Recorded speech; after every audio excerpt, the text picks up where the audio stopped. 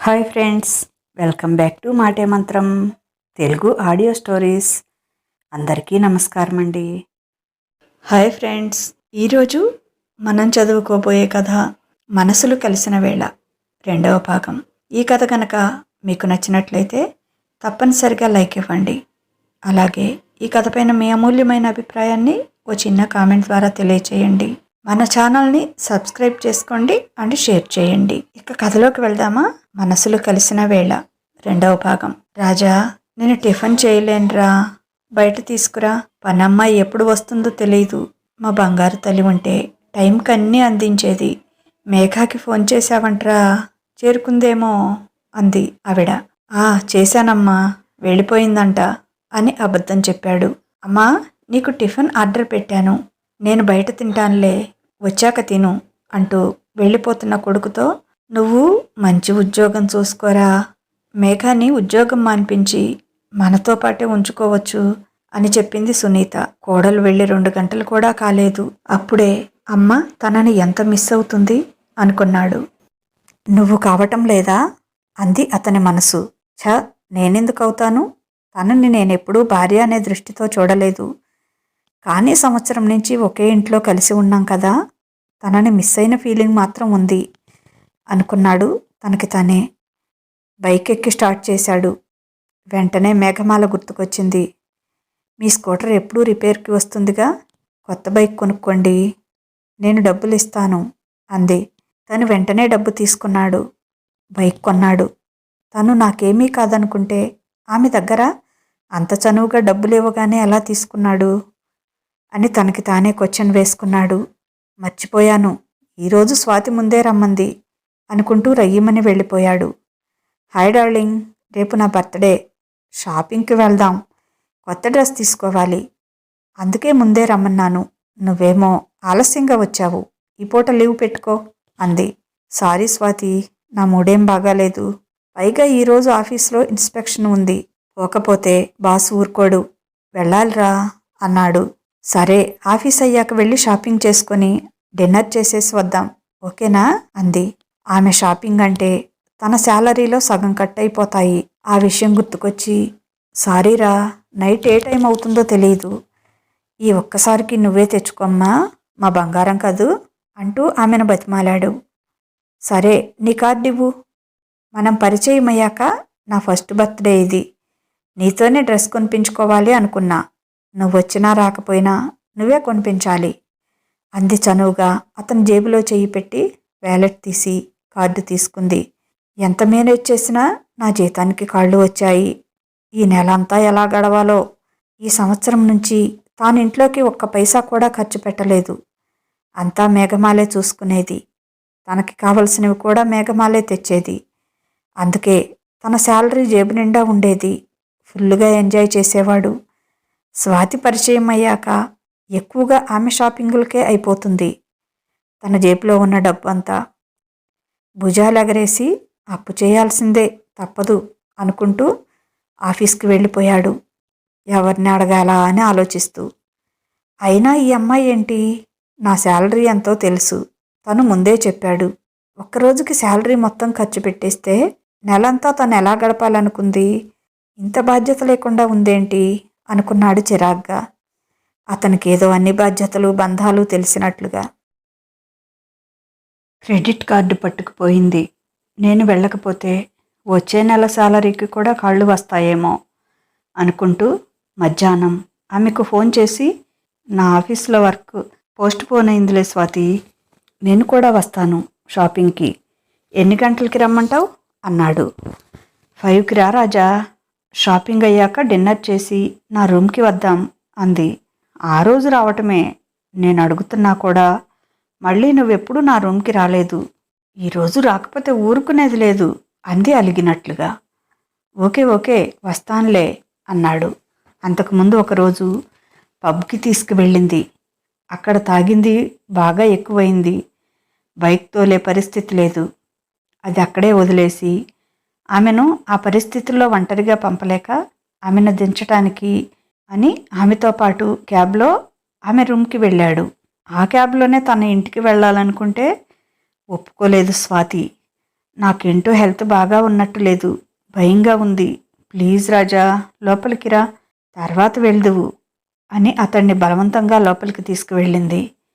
తాగిన మత్తులో విపరీతంగా అతన్ని ప్రొవోక్ చేసి కమిట్ అయ్యేలా చేసింది. మనకు ఇంకా పెళ్లి కాలేదు అంటున్న అతనితో, ఏమైంది, మనం త్వరలో పెళ్లి చేసుకోబోతున్నాంగా అంటూ అతని మీద పడి ముద్దులు పెట్టి అతని బట్టలు తీసేసి ఎలాగైతేనేం అతన్ని తన వశం చేసుకుంది. అతనికి ఆశ్చర్యం ఏంటంటే, అందమైన స్వాతితో కమిట్ అవుతున్నప్పుడు అతని మనసులో మేఘమాల ఆలోచనలే ఉన్నాయి. అప్పుడే తనకి ఇంకొక నిజం కూడా తెలిసింది, స్వాతి వర్జిన్ కాదని. ఆమెకు బాగా అనుభవం ఉన్నదానిలా తను తడబడుతుంటే చొరవగా ఫస్ట్ స్టెప్ తనే తీసుకొని చెలరేగిపోయింది. మనసు ఊరుకోక ఆ మాటే అడిగాడు. అవును అని చెప్పింది నిజాయితీగా. తనకు ఇంతకుముందు ఒక బాయ్ ఫ్రెండ్ ఉన్నాడని, అతనితో కమిట్ అయ్యానని చెప్పింది. అతనితో బ్రేకప్ అయ్యాకే నువ్వు కలిశావు. నాకు కూడా నువ్వు నచ్చావు, అందుకే నీతో డేటింగ్ చేస్తున్నా అంది. మరిప్పుడు ఇలా జరిగింది కదా, మనం వెంటనే పెళ్లి చేసుకుందామా అని అడిగాడు. చేసుకుందాం, ముందు నీ మిస్సెస్కి డివోర్స్ ఇవ్వు, ఆ తర్వాత చేసుకుందాం అంది అతన్ని మళ్ళీ అల్లుకుపోతూ. ప్రతిసారి అతని మీద ఆధిపత్యం ఆమెదే అవుతుంది. ఇది జరిగాక మేఘమాలకి డివోర్స్ ఇచ్చి స్వాతిని పెళ్లి చేసుకోవాలి అనుకున్నాడు. 5 గంటలకి స్వాతి దగ్గరికి వెళ్ళి ఆమెను తీసుకొని షాపింగ్కి వెళ్ళాడు. అవ్వని ఇవ్వని చెత్త చెత్తగా కొనేసింది. డిన్నర్కి ఇంకో 2000 బొక్క. ఇంక ఇంటికి వెళ్తాను, నీ క్యాబ్ బుక్ చేస్తాను అన్నాడు. నో, ఈరోజు నువ్వు రావాల్సిందే అని. 12 గంటలకి నా బర్త్డే సెలబ్రేట్ చేయవా నువ్వు అంది. తప్పక ఆమె ఇంటికి వెళ్ళాడు. సింగిల్ బెడ్రూమ్ ఇల్లది. ప్రస్తుతానికి దానికి రెంటు మన రాజేష్ బాబీ స్పాన్సర్ చేస్తున్నాడు. వాళ్ళు కేక్ తీసుకుని ఇంటికి వెళ్ళేటప్పటికి 11:30 అవుతుంది. వెళ్ళగానే ఫ్రెష్ అయ్యి డ్రెస్ మార్చుకొని వచ్చింది. కొత్త డ్రెస్ వేసుకుంది. ఏ మాటకు ఆ మాటే చాలా అందంగా ఉంటుంది స్వాతి. ఆమెను కన్నార్పకుండా అలాగే చూస్తున్నాడు. చూసింది చాలే, 12 అవుతుంది అంటూ కేక్ తీసి టేబుల్ మీద పెట్టింది. ఖచ్చితంగా 12 గంటలకి క్యాండిల్ ఆర్పి కేక్ కట్ చేసి రాజేష్ నోట్లో పెట్టింది. తను కూడా ఆమె నోట్లో కేక్ పెట్టి బర్త్డే విషెస్ చెప్పాడు. వెంటనే ఫ్రిడ్జ్లోంచి వైన్ బాటిల్ తీసి ఓపెన్ చేసింది. ఇదేంటి, వీటిని ఇంట్లో కూడా మెయింటైన్ చేస్తున్నావా అన్నాడు ఆశ్చర్యపోతూ. తడబడి, లేదు లేదు, ఈరోజు నువ్వు వస్తావని ముందే తెచ్చిపెట్టాను అంది. ఆమె తడబాటులోనే అర్థమైంది ఆ మాట ఎంత నిజమో. ఇంతకుముందు ఎలా ఉన్నావో నాకు తెలియదు. ఇక ముందు ఎప్పుడూ ఇలాంటి పనులు చేయకు స్వాతి. ఈ అలవాటు నువ్వు పూర్తిగా మానేసేయాలి. మా ఇంట్లో అస్సలు ఒప్పుకోరు. ఎప్పుడైనా నేను తాగి వెళ్తేనే నానా రభసా చేస్తుంది మా అమ్మ. ఇక ఆడవాళ్ళు తాగటం అంటే అస్సలు ఊహించలేం ఏం చేస్తుందో అన్నాడు. ఏ యుగంలో ఉన్నారు మీరు, ఆడ మగ అని? నాకందుకే ఈ పెళ్ళి అంటే మహా చిరాకు. వెధవ ఆంక్షలన్నీ పెడతారు అంది చిరాకు పడుతూ. ఇలా సోలోగా ఉంటే మనకి కావలసినట్టు హ్యాపీగా స్వేచ్ఛగా ఉండొచ్చు అంది అతని మీద పడి ముద్దు పెట్టుకుంటూ. ఆమెను పక్కకు నెట్టాడు. స్వేచ్ఛ అంటే విచ్చలవిడితనం కాదు స్వాతి, ఇండిపెండెంట్గా ఉండటం. దానికి దీనికి చాలా తేడా ఉంది అన్నాడు. అప్పటికే బాగా ఎక్కేసిన స్వాతి, ఎహె ఆపు నీ ఎదవ సోది, ముసలోళ్ళలాగా ఎప్పుడు ఇలా ఉండాలి అలా ఉండాలి అని చెప్తావేంటి? ఎదురుగా ఇంత అందమైన అమ్మాయి ఉంటే రొమాన్స్ చేయకుండా చేతులు కట్టుకొని సోది చెప్తావేంటి అంది. అతని మీద పడి పెదవులు అందుకుంది. ఎందుకో అతనికి ఎదురుగా మేఘమాల నీళ్లు నిండిన తన అందమైన కళ్ళతో బాధగా తన్నే చూస్తున్నట్లుగా అనిపించింది. అంతే, స్వాతిని పక్కకి నెట్టేశాడు. పెళ్లి కాకుండా నాకు ఇలాంటివి ఇష్టం ఉండవు స్వాతి. పోయినసారే పొరపాటు జరిగిపోయింది, అది కూడా నీ వల్లే. పొరపాటు అని తెలిసి మళ్ళీ మళ్ళీ చేయకూడదు అన్నాడు కోపంగా. నిన్ను, నీ డ్రెస్సింగ్ స్టైల్ని చూసి ఫుల్ వెస్ట్రన్ టైప్ అనుకున్నా, కానీ నువ్వు నా టైప్ కాదు, వట్టి వేస్ట్ గడివి. రూపాయి లెక్క చూసుకుంటావు. అందమైన అమ్మాయి వచ్చి మీద పడుతుంటే పక్కకు నెట్టేస్తావు. ఏం మగాడివి నువ్వు, నీలాంటి వాడు నాకు అసలు సెట్ అవ్వడు అంది మత్తుగా. ఒక్క విసురుగా లేచి బయటకు నడిచి డోర్ వేసి వెళ్ళిపోయాడు. ఇలాంటి అమ్మాయి కోసమా తను మేఘమాలను వదులుకుంది అనుకున్నాడు. అయినా ఆ అమ్మాయి తప్పేముంది? తను కావాలని చేతులారా తన జీవితాన్ని నాశనం చేసుకున్నాడు. పైకి కనిపించే ఆమె నల్లని రంగునే చూశాడు, కానీ వెన్నెల వెలుగుతో నిండిన ఆమె మనసును చూడలేకపోయాడు అనుకొని బాధపడ్డాడు. ఇంటికి వెళ్ళి పడుకుంటే మనసంతా మేఘమాల ఆలోచనలే. ఎంత ఇష్టంగా సపర్యలు చేసేది తనకి. అమ్మని అడిగి తనకిష్టమైన వంటలు చేసేది. తను తింటుంటే చూసి తృప్తి పడేది. బయట ఏదైనా తిని తను సరిగా తినకపోతే బాధపడేది. మాటల్లో చెప్పకపోయినా ఆమె కళ్ళల్లో ప్రతిభావం స్పష్టంగా కనిపించేది.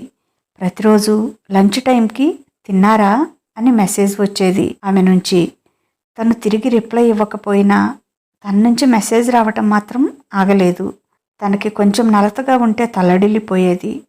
తనకంటే ఆమె అన్నిట్లో ఎక్కువే. చదువు, సంస్కారం, ఉద్యోగం అన్నింట్లో తనకంటే చాలా రెట్లు ఎక్కువ. తనకి 50,000 శాలరీ అయితే ఆమెకు 1,70,000 శాలరీ. అయినా తను ఎప్పుడూ గొప్ప చూపించలేదు. తనని ఎప్పుడూ తక్కువగా చూడలేదు, కించపరచలేదు. తనకి నాకంటే ఎక్కువ వర్క్ ఉంటుంది. అయినా కానీ ఇంట్లో పనులు చేసి, అమ్మ పనులు చేసి, హడావుడిగా నా పనులు కూడా అన్నీ చేసేది. అవసరం లేదు అన్నా కూడా వినేది కాదు. నా పనులు చేసేటప్పుడు ఆమె కళ్ళలో కనిపించే సంతోషం చూసి, ఈ పిచ్చేంటో, తనంటే నాకు ఇష్టం లేదని చెప్పాను కదా అనుకునేవాడిని.